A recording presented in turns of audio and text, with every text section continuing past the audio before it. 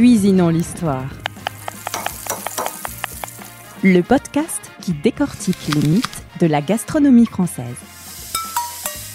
Avec Ronan Coquelin-Lyon et Éric Birlouez, ingénieur et sociologue de l'alimentation. Salut Éric. Salut Ronan. Aujourd'hui, on vous parle d'un légume qui est certainement l'un des plus populaires au monde, la pomme de terre, ou plus familièrement la patate. C'est, paraît-il, en France, notre légume préféré. On en consommerait, Éric, environ 27 kilos par personne chaque année. Oui, et dans le monde, c'est même le 4e aliment le plus mangé. Si elle est aujourd'hui adulée, la pomme de terre a longtemps été boudée, mal aimée. Elle doit son succès à Antoine Parmentier.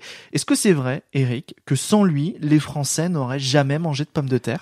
En réalité, la pomme de terre n'a pas du tout attendu Parmentier pour pénétrer sur le sol français. Elle avait été importée depuis son berceau américain et acclimatée sur notre territoire près de 200 ans avant que ce savant Parmentier en fasse la promotion. Mais il est vrai que pendant ces 2 siècles, la plupart des Français ne mangeaient pas de pommes de terre, sauf en cas de disette.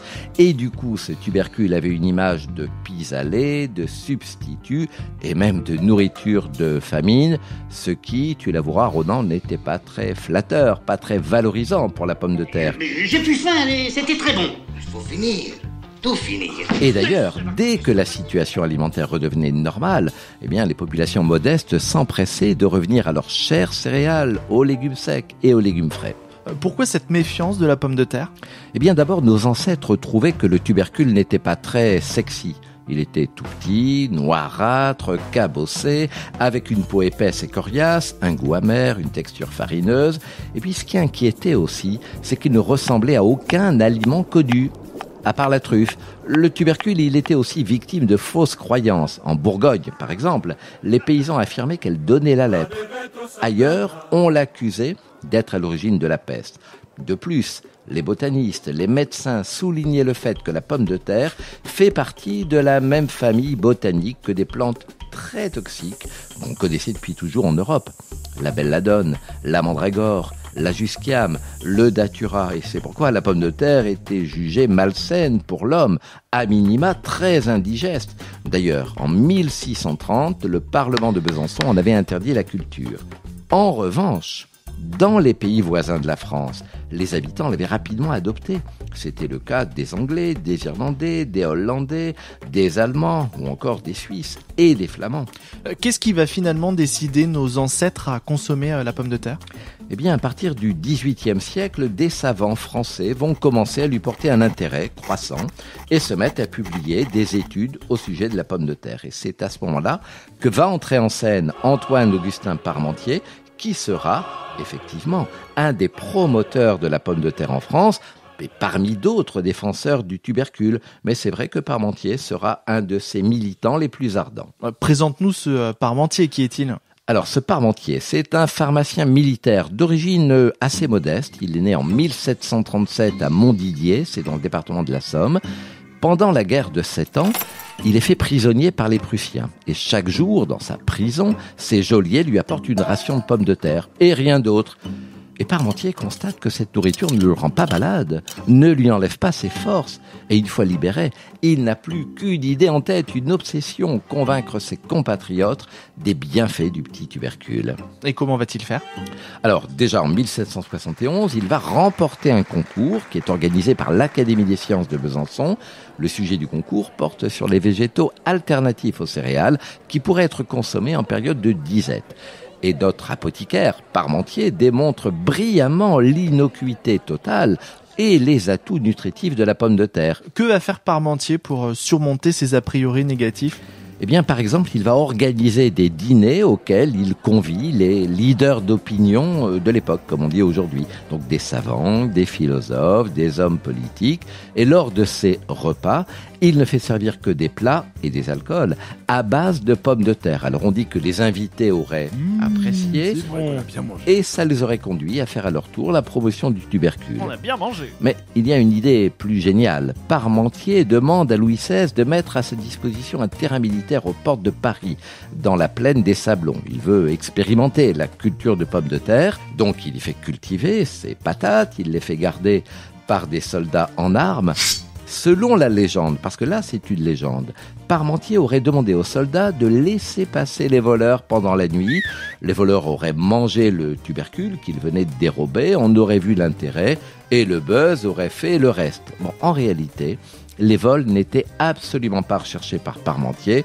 Au contraire, il se désolait de voir que l'on volait des tubercules pas encore mûrs qui risquaient finalement de conforter l'image négative de la pomme de terre. Et puis on raconte aussi que la veille du 24 août 1786, le jour de la Saint-Louis, Parmentier se précipite à Versailles, chez le roi donc, avec un bouquet de fleurs, de pommes de terre. Et il suggère à Louis XVI d'accrocher une de ces fleurs à la boutonnière de son habit. Et de son côté, Marie-Antoinette dispose quelques fleurs de pommes de terre dans sa perruque. Parmentier aurait trouvé là les 2 meilleurs emplacements publicitaires du royaume pour faire sa promo de la pomme de terre.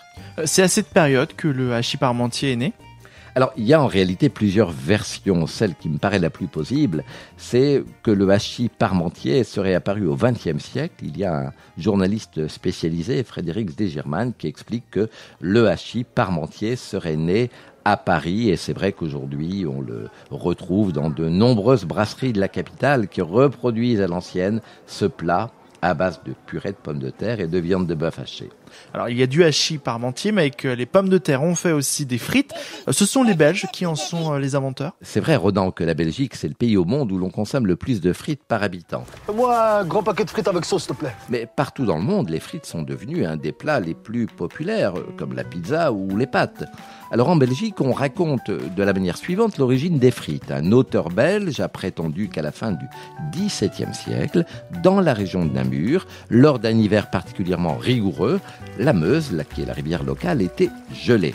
Les habitants les plus pauvres ne pouvaient donc plus pêcher les tout petits poissons qu'ils consommaient sous forme de friture.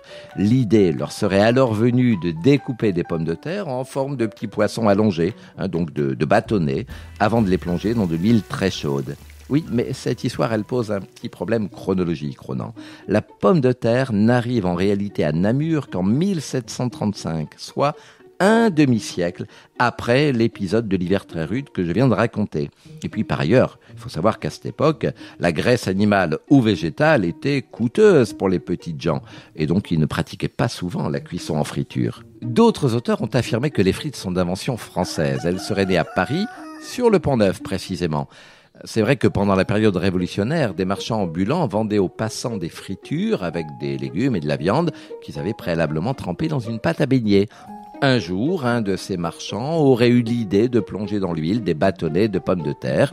Cette frite serait ensuite passée en Belgique dans les années 1840 à l'initiative d'un Allemand, Frédéric Krieger, qui aurait appris à Paris à les préparer. Il serait, dit-on, le créateur de la première baraque à frites qu'il va installer à la foire de Liège en 1842. En vérité, l'origine de la frite reste incertaine. C'est vrai que le terme frite, on le retrouve dans des textes culinaires français des XVIIIe et XIXe siècles, mais sans que leurs auteurs précisent la forme de la pomme de terre. Est-ce que c'était des cubes, des rondelles fines ou des bâtonnets, donc des frites? Mystère.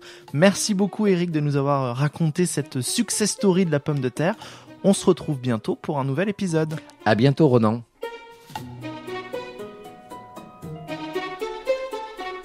Pour en savoir plus, découvrez l'histoire de l'alimentation des Français, un livre d'Éric Birloise aux éditions Ouest France.